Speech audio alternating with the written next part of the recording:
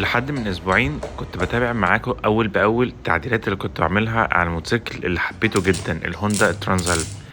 حاجات يا جماعه عملناها كتير، لحام واضاءات وتفاصيل كتير جدا عشان نعرف نبني الموتوسيكل ده من ما هو يكون ستوك لحد ما بقى واحد من احلى الموتوسيكلات الادفنشر لحد هيركبها. ولحد ما جه اليوم اللي طلعت فيه رحله حلوه كده، قصيره بس كانت مليانه مغامرات. بس قبل ما اطلع الرحله دي حصل حاجه هقولها لكم بعد ما نشوف الموتوسيكل لما رجعت من السفر. طيب لسه راجع من مغامرة بالموتوسيكل ده، كانت اوف رود بصراحة. حتى الآثار واضحة هنا وهنا. طبعا كنت شايل التوب بوكس ده عشان ما يفضلش يلقلق ويقع، تقيل جدا بصراحة. وكنت سايب شنطة الجنب. ده واحد من أحلى ال يعني ال ال ال ال الأشكال السيت اب بتاعة الادفنشر في الموتوسيكل. عايز أقول لكم إن الموتوسيكل يتحب، يعني يدخل القلب في ثواني. يعني اللي بيفكر يشتري ترانز قلب او يستورده، هو ده واحد من احلى الخيارات والافكار اللي هتعملها في حياتك. مش عارف اقول لكم ايه بصراحه. ممتع ابن اللذينه. ناقص له حبه تعديلات. ده اللي بعد ما عدلناها حسيتها في الاوف رود شويه، زي البتاعه دي محتاجه ان هي تعرض فعلا، اللي بتقف عليها في الاوف رود عشان تشيل رجلك تبقى ماسك كويس. دي رفيعه جدا، تحس انك هتقع مع بعض المطبات.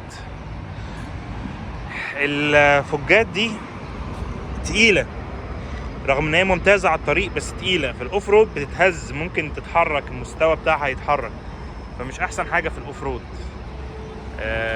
دي نقطة برضو لو دخلت في تهبيط شوية.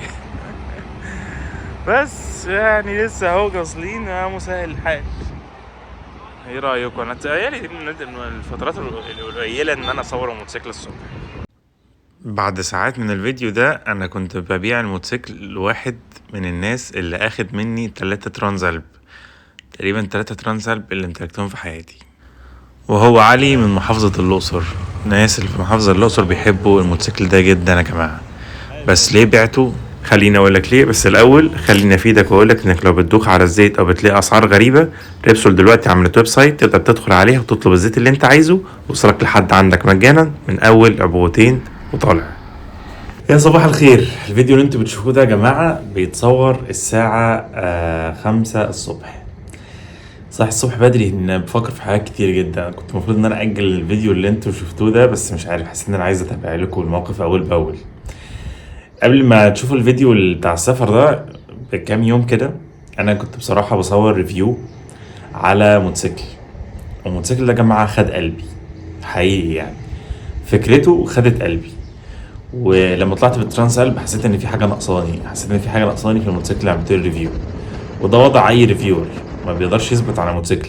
عارفين اللي بيدخل محل حلويات ويجرب دي ويجرب دي ويجرب دي، ساعات بيبقى متشتت.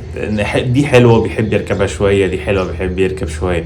احنا حلنا كده شويه في الامور الموتوسيكلات.